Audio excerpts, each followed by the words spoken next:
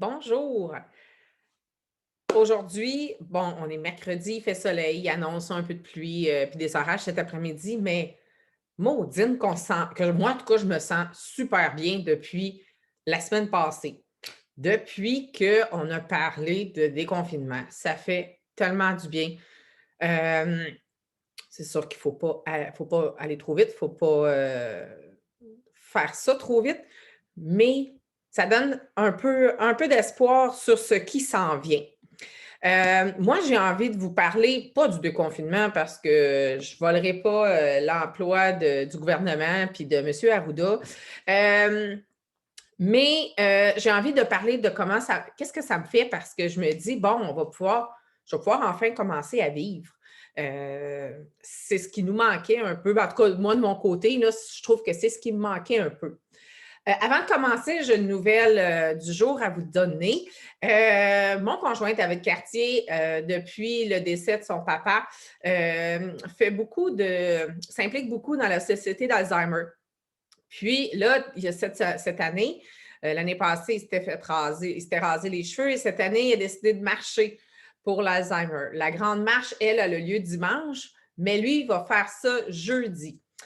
Jeudi de cette semaine, qui est demain, naturellement, il part à 5 heures du matin de la maison de son père et il va faire le trajet que son père faisait pour aller travailler. C'est un trajet de 35 kilomètres.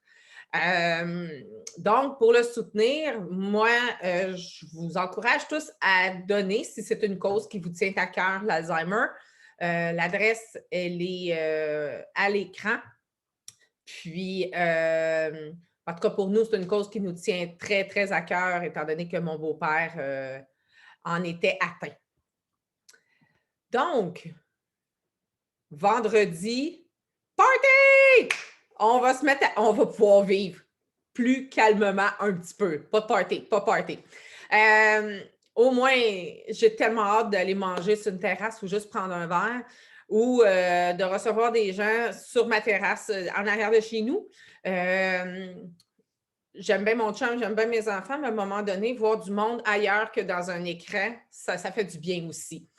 Puis là, ben, moi, je voulais vous partager des restos où je suis déjà allée, puis j'avais vraiment aimé ça. Donc, on voit ici, bon, des photos de quoi ça a l'air une terrasse d'un restaurant. Bon, en premier lieu, à gauche, j'adore aller à la cochonnerie. C'est à Chambly, c'est un steakhouse surf and turf, il y a une belle terrasse, il y a de l'ambiance. Quand c'est le temps des huîtres, il y a vraiment une bonne variété d'huîtres. Les steaks sont bons, ils sont vraiment apprêtés à la perfection. Ensuite, à droite, à ma droite, peut-être à votre gauche, j'ai Bravi et Lupo. C'est deux restaurants qui sont des mêmes propriétaires. Bravi, lui, est situé à Longueuil et Lupo, lui, est situé à Sainte-Julie. Restaurant italien vraiment génial. Bravi, peut-être un petit peu plus chic, puis Lupo, un petit peu, peut-être un peu moins chic, mais chic quand même. Italien, on parle de spaghetti, on parle de pâtes, mais moi, j'aime bien quand je mange du veau. Le veau, là, c'est vraiment super bon. Pacini, bon, Pacini, j'adore les Pacini, j'aime ça, mais celui que j'aime le plus, c'est celui qui est situé à Saint-Jean-sur-Richelieu. Il y a une belle ambiance.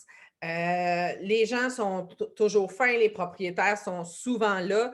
C'est le restaurant où on allait quand ma fille avait son spectacle annuel de danse à chaque année. On se réunissait là en famille, puis on allait manger avant son spectacle. Il y a une belle terrasse, une belle carte des vins. L'intérieur est très beau aussi. Le veau avec champignons, vraiment sublime. Les frites minces avec courgettes à l'intérieur, là, moi, j'adore ça. Je ne sais pas si vous autres aussi, mais moi, c'est mon préféré. Ben, mon repas préféré chez Pacini. Ensuite de ça, moi, j'ai l'Impérial qui est situé à Granby. C'est un bistrot avec une belle terrasse. Il y a une pizzeria aussi qui est à côté, qui n'est pas très loin. C'est les mêmes propriétaires. Donc, l'Impérial est très bon, une belle terrasse, une belle carte des vins aussi. Archibald, qu'on connaît beaucoup, moi, je le connais plus parce qu'il y en a un à l'aéroport de Montréal, mais il y en a vraiment partout. C'est une microbrasserie où est-ce que vraiment c'est plus le fun aller là. C'est vraiment pas plate. Donc, plusieurs types de bières, du vin, puis il y a aussi une belle, dans le quartier Petit Champlain à Québec, ils ont un super bel endroit, une belle terrasse. Il y en a un à Blainville, Trois-Rivières, Sainte-Foy et le lac Beauport. Et ensuite, Côte-à-Eau, qui est un restaurant tout près de chez moi, à Mont-Saint-Hilaire.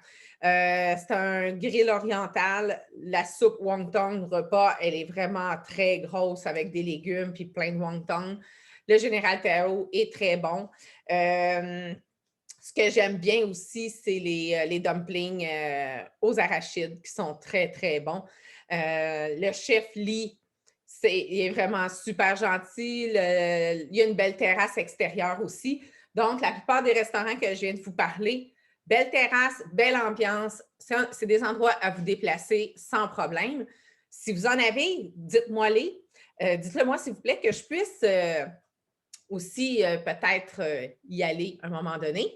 Vous pouvez vous abonner à ma page Facebook, à mon compte YouTube, Instagram ou m'envoyer un courriel aussi sans problème. Ça va me faire plaisir de communiquer avec vous. Et bon, moi, vendredi, j'ai prévu aller au resto sur une terrasse. Je ne sais pas pour mon chum, en tout cas, on va voir.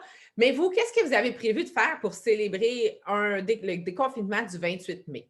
Donc, écrivez-moi ça. Bien hâte de vous lire. En attendant, je vous dis à samedi pour une autre capsule avec Mylène Voyage. Et je vais parler de la suite.